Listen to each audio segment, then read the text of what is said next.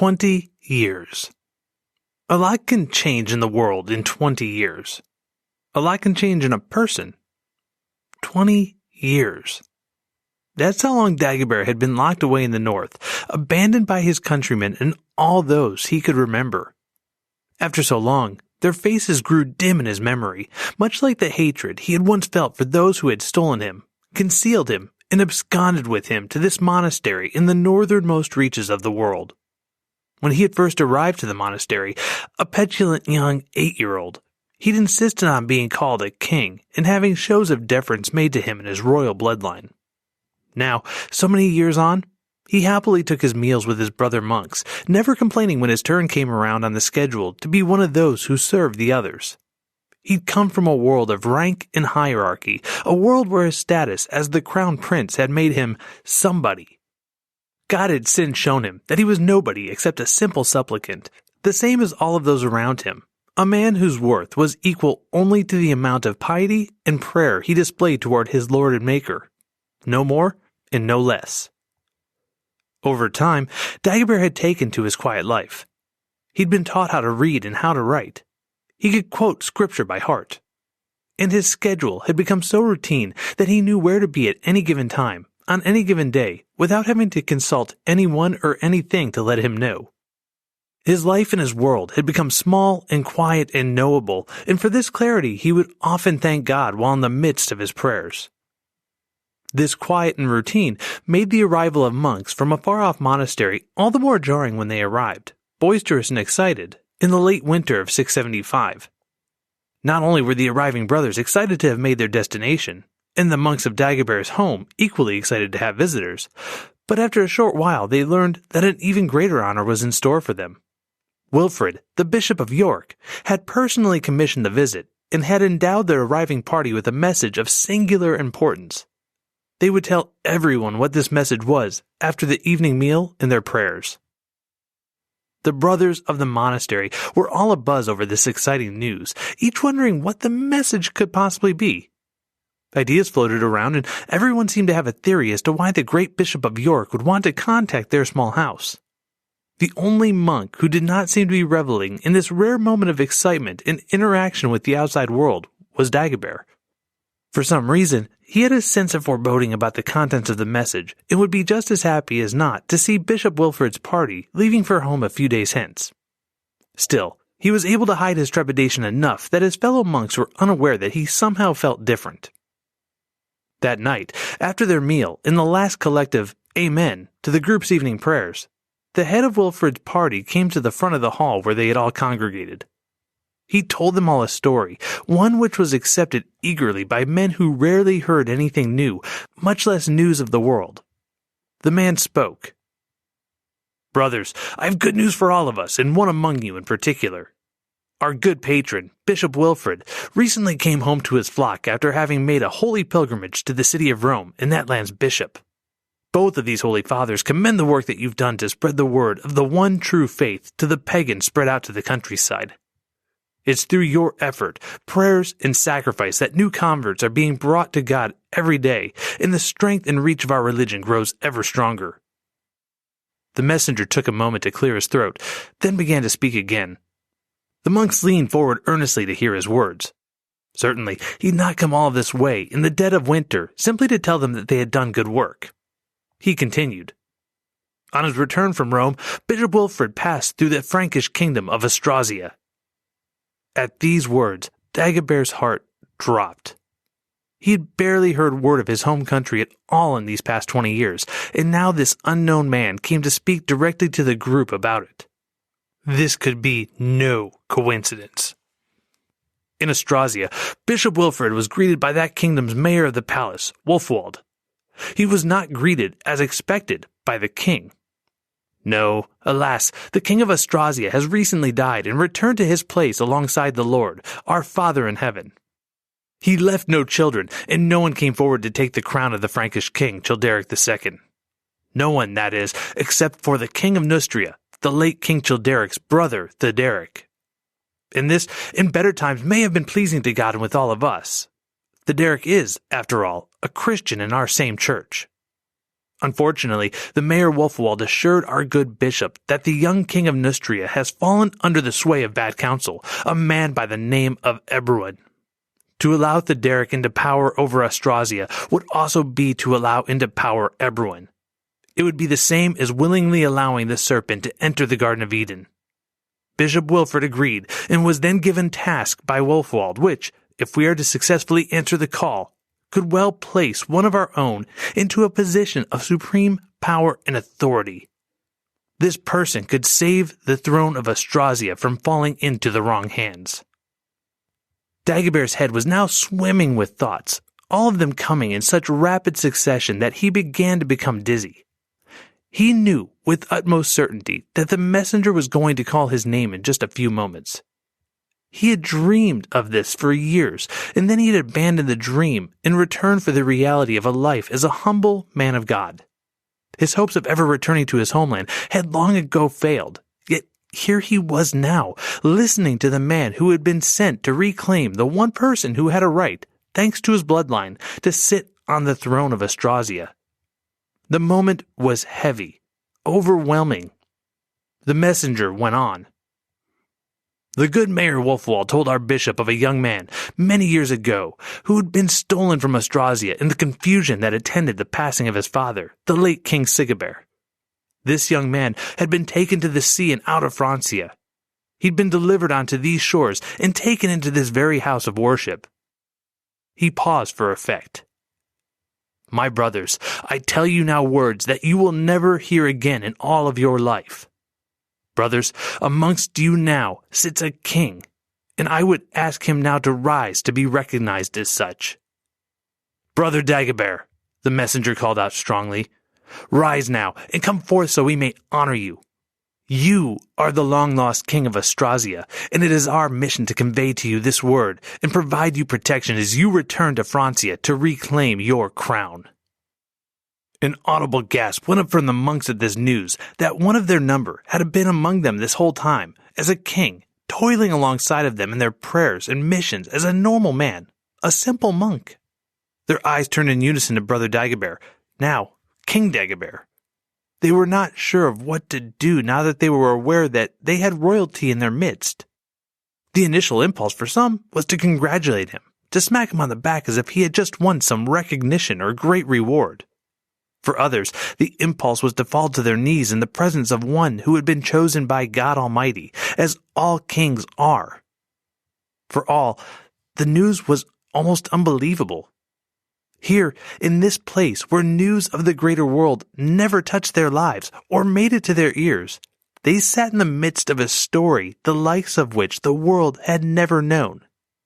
It was a moment for all present that was to be indelibly stuck in their minds for decades to come. When, as old men, they had lost control of all other senses, they would still be able to remember the day when a messenger of Bishop Wilfrid strode before them all and told them, "Brothers, amongst you now sits a king." Dagobert rose slowly to the call of the messenger. While everyone else around him was excited and shocked, he alone felt dismay and heartbreak. He knew, as he stood, that his life was now changed. His simple days and his joyful routine were gone in the passing of a few words from this messenger's mouth. He knew he too should be excited, to be grateful that now, after all of this time, he'd been remembered and rediscovered. He would get to take back what was his, what never should have been taken from him in the first place. And yet, that's not how he felt. His heart was heavy with despair and dread, and as he stood to face his fate, he had tears in his eyes. He made the walk to the front of the congregation looking more like a man condemned than a man assuming the mantle of power. The messenger dropped to a knee as Dagobert walked before him. He waited for the monk, nay, the king, to tell him to rise, and for several awkward moments he remained lowered before him. Finally, hearing no word, he looked up. What he saw was not a king, but a man who knew nothing of the etiquette outside of his monastery. Brother Dagobert, with his tonsured scalp, his tear-stained cheeks, and his pleading eyes, was no more a king than the messenger. That was, except for the blood in his veins. It was that glorious blood that meant this unprepared man was due a throne, and it was the messenger's job to ensure he found his way home to it. Knowing he would receive no word to rise, the messenger finally took it upon himself to return to his feet. He turned to the crowd before him. "Brothers, I present to you King Dagobert II, King of Austrasia." With this, everyone in the room lowered to a knee. These men, all of whom had just shared a meal with Dagobert, a sleeping area, who had cleaned and scrubbed and learned shoulder to shoulder with him, now lowered themselves before him and averted their eyes from his. The effect of the announcement was immediate. As they were still bent down, the messenger finished his remarks. "Brothers, I shall now take the king from you. We've much to discuss before we can sleep, as we must be away as soon as the sun rises in the morning. I thank you for your time and your hospitality, and on behalf of Bishop Wilfrid, give you blessings."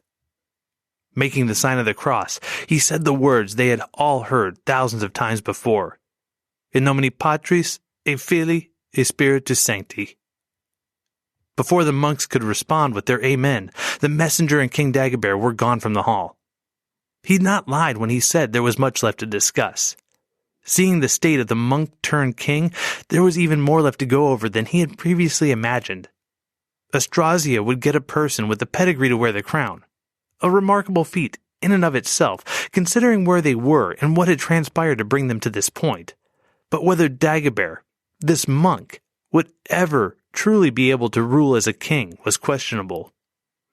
Then again, the messenger thought, that's probably what the mayors want. As for Dagobert, as he left the room, he had a sensation that he could only remember having had one other time in his life. That had come on the day his father died, when Grimoald had rushed him back into the villa and placed him on a horse with his guards for a journey he had promised would lead him to safety. In a way, Grimoald had told the truth, although his intentions were never for the benefit of Dagobert. By stealing the young crown prince away from the throne into this northern land he now considered home, Dagobert had, in fact, been kept safe. Now, for a second time in his life, Dagobert was being rushed to a journey, a trip that was neither under his control nor his choice. Only this time, while he should be glad to be returning to all that had been stolen from him, he felt that he was being rushed into the jaws of death.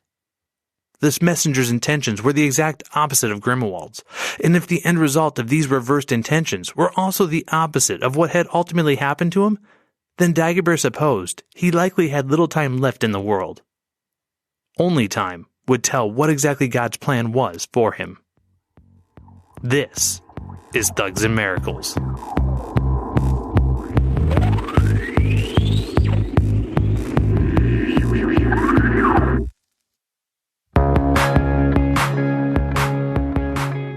Season 2, Episode 13, Return of the King.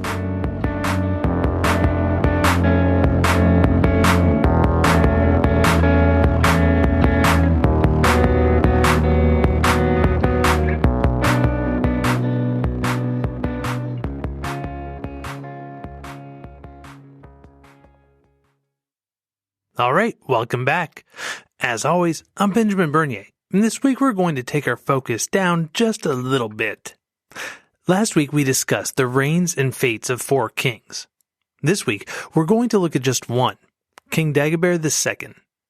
Now, to be honest, Dagobert II is almost completely superfluous to our story insofar as how he affected history. As a king, he only ruled from 675, 676-ish until 679. He passed no sweeping laws or reforms, he added no male children to the historical record to later vie for his crown, and his military/foreign affairs record was mixed. He signed a peace treaty with the Lombards, noted by Paul the Deacon in his book, History of the Lombards, but his advisors also went to war with the Neustrians, and lost. We'll discuss this in more detail in our next episode, mainly because the animosity between the kingdom's mayors is pivotal at this point. But as far as Dagobert is concerned, well, he almost certainly was not leading these forces, and the fights would have occurred with or without him. Along these same lines, I knocked Clothar III in the last episode for failing to keep his underlings under control. Much the same thing happened here, but the key difference, for me at any rate, is that Clothar III was born and raised to his role as king, and while he was young, he was still past the age of majority and had at least received some amount of training for the part. Dagobert, on the other hand, was older than Clothar, but had been locked away in a monastery in another part of the world for most of his life. He was then brought, cold turkey, back to Austrasia and expected to rule. For any of us who have ever started a job and been introduced to a ton of new people on day one, imagine that level of being overwhelmed, and multiply it by a monarchy. To round out this discussion on Dagobert's historical impact, let's quickly rate him. His 4 years of reign failed to garner any points for him, and about the only notable thing he was a part of, as mentioned a moment ago, was the signing of a peace with the Lombards. We'll give him a point there, and that's about it. We'll not knock off points for his apparent lack of military prowess, nor can we hold it against him for not having great control of his court. All of this leaves him with a final score of 0.1. And this seems right. He was king, but his direct impact was small. Moving past Dagobert II's historical rating, let's now consider his story because, in this sense, I find him amazing and fascinating. First off, as a quick review for anyone who hasn't had the chance to listen to the Coup d'etat trilogy yet, beginning at Season 2, Episode 9, Dagobert was the crown prince denied his birthright by a greedy mayor of the palace, a man named Grimwald. Grimwald had served Dagobert's father, Sigibert III, as a trusted advisor and would have been expected to do the same for the new King Dagobert. Instead, Grimwald grossly betrayed this trust and made arrangements to pack off Dagobert to a monastery in what's modern-day Ireland. This would have been like sending him to another world, but it's interesting that Grimwald didn't just have the boy killed. After all, it's not like it would be the first or the last time that royal children would have been killed by power-hungry courtiers and family members. To make the type of arrangements that would have been necessary to smuggle the boy out of Austrasia and up to a monastery, and then to keep him quiet and the secret in check so no one could simply ride to free the true king, not to mention the idea of simply keeping a rival claimant alive, all makes me think that either Grimwald was A, soft-hearted and willing to take extraordinary risks, an assessment that seems to be at odds with what we know of him, or B, willing to stand behind a story that softened the true events of what happened on the day of Sigibert III's death, or C, completely unaffiliated with the story that eventually grew out of Dagobert II because he'd killed the boy, and the story was only created well after the fact to bring a quote-unquote Merovingian back to the throne of Austrasia for legitimacy. Personally, I lean toward option C, and here's why. First, Ebroin, the mayor of the palace in Neustria, had already used what was almost certainly a false king to bring himself back into power when he posed a child as Clovis III, long misplaced, illegitimate child of Clothar III. This ploy succeeded in getting Ebroin back into royal politics, and he ditched Clovis III almost immediately when he saw what he considered to be a better job opening become available, mayor of the Neustrian palace. Ebroin had run his scam to the detriment of another Austrasian noble, Wulfwald, a man who would be mayor himself if only he had a king to advise. Having just watched his rival pull a king from thin air, perhaps Wulfwald felt he could do the same thing. He sent word to Wilfrid in Britain, and Wilfrid produced a monk who was the long-lost crown prince who had been smuggled out of Francia all those years ago, and who no one had thought to pull out of storage until now. Now, for the sake of argument, let's say that somehow, some way, the monk discovered in Ireland was Dagobert II. How damaged would this person be after everything he had gone through? His dad died. He was torn from his family and country. He was placed in a monastery and left in this early form of Alcatraz with no real hope of ever coming out. Then one day, out of nowhere and 20 years later on, Wilfrid and his group show up and tell him to get his things. He's going home. He'd been taken from the life of a prince and forced to be a monk, and now he's being taken from the life of a monk and being forced to be a king. I'm constantly reminding myself that things were different back then, and I can't look at things through my modern lens. But unless this person was the world's most passive individual, or truly had given himself entirely over to the notion of everything is God's will, I find it hard to believe that he wouldn't have experienced a severe amount of culture shock. And this shock would have likely manifested in all those same human emotions we experience in difficult times today. Disorientation, confusion, bewilderment, denial, anger, grief, just to name a few.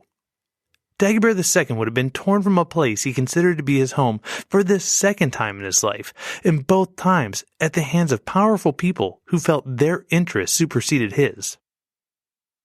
Now, if the Dagobert II who returned to Francia was not the Dagobert II who left the country, and again, this seems as likely to me as not, many of the same emotions I listed above would probably continue to be in play. Or perhaps not. If the new Dagobert II understood his role in what he was being tasked to do, well, why not enjoy getting to be king? I mean, if you're going to get thrown into the position, at least enjoy some of the perks, right? Either which way, real Merovingian or successful actor, we're told that Dagobert reigned for 4 years and was then assassinated. I say we're told as opposed to we know, because honestly, it appears that Dagobert II's life and likeness was appropriated well after his death for use, once again, by men who had a vested interest in using the person for their own ends. The two main sources here are the Vita Sancti Wilfrithi, the life of Wilfrid, and the Vita Dagoberti, the life of Dagobert, a source written at least 200 years after the death of Dagobert. In the paper Carolingian and Royal Politics and the Canonization of Dagobert II, author Dallas Alexander Grubbs writes that, quote, "The life of Wilfrid claims that he, Dagobert, later regained the throne, only to be assassinated soon after by his own retainers. According to the Vita Dagoberti, he was buried in the church of San Remigius in Stenay. This church, located at the foot of the Ardennes, dated back to the 7th century. Given its location at the heart of Dagobert II's kingdom, it is actually a very possible candidate for the historical king's burial place." End quote. Beyond this, we know precious little more about how the king died, who killed him, or why. Again from Grubbs, quote, "The Vita is virtually useless as a historical source for the reign of Dagobert II. The author of the Vita is writing centuries after the death of his subject, and, what's more, he confuses Dagobert II with his later successor, Dagobert III, folding their careers into one. The Vita Dagoberti is therefore a somewhat fabricated and confused work, woven together from various other texts from the Merovingian and Carolingian periods. Its ostensible purpose was to present Dagobert as the ideal saint and king, not to chronicle his actual deeds or actions. The only factual detail of Dagobert II's life that the author seems to have known or cared about sharing is that the king was assassinated and buried in the church of San Remigius." End quote. So, from this, we're led to believe that Dagobert was murdered. We're not told why or by whom. We just know that it happened. There's multiple reasons this could have gone down. It could have been a political hit job by Theoderic III and his mayor Ebroin. It could have been an internal hit by someone who didn't want Dagobert around as the king anymore. This last course of action cuts in two different directions. They may not have wanted him to be king for a reason similar to why Childeric II was killed, an attack prompted by some overt action of that monarch. Or, perhaps, if Dagobert truly was a plant, perhaps people closer to the conspiracy would want him gone to make sure he didn't have a chance to spill the beans on the fact that he was not the real Dagobert. But the most likely theory out of all of this, and I'll be very transparent insofar as letting you know that this is my speculation, is that Dagobert had simply outlived his usefulness as a monarch in much the same way that Clovis III had outlived his. Ebroin had discarded the latter of these kings when he was no longer needed, and it would not surprise me at all to find out that Pepin de Heristal, the mayor who succeeded Wulfwald, would have dispatched Dagobert. We'll get into Pepin in great detail in the next few episodes, but for now it's worth noting that no one succeeded Dagobert upon his death.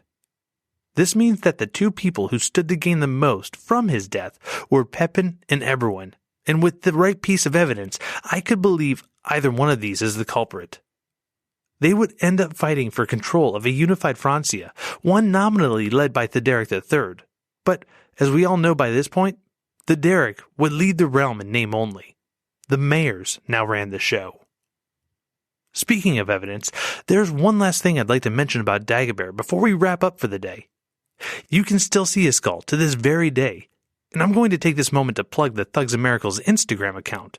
Follow us there and you can see what I'm talking about. Anyway, you heard me correctly. Dagobert II's skull, complete with a very large gash in the top of it, has survived all of these years and resides at the Maison de la Mémoire de Mons, or, in English, the Memory House of Mons.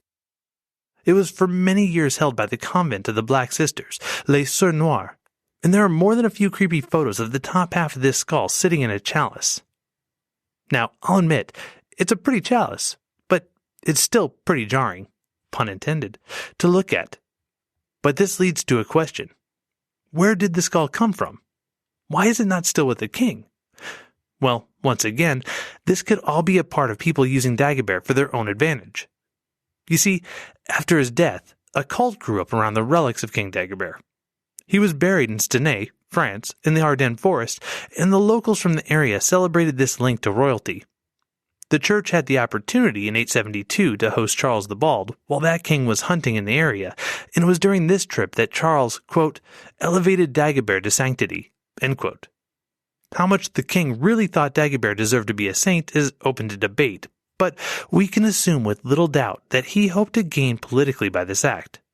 From this point, we see the writing of the Vita Dagoberti as a hagiography designed to press his case, and at some unknown point, Dagobert II was elevated to sainthood.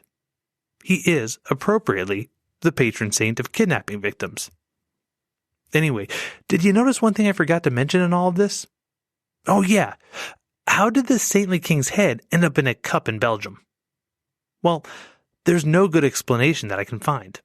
The relics of Dagobert were likely scattered after the Protestants suppressed and sacked the priory of Stenay in 1591, and this could be how the Black Sisters laid claim to the skull. However, one skeptic of this theory, Monsieur de Solace, put forth a different theory, one based more on science than story. His writing, in an article entitled A Trepanned Skull Conserved Like a Relic, appeared in the 1919 Bulletin of the Prehistoric Society of France. He wrote, quote, the skull of Mons presents well all of the characteristics of a prehistoric trepanation, that being the intentional drilling of a hole into the skull. It's necessary to admit that the relic of the Black Sisters is a trepanned skull of the Neolithic period.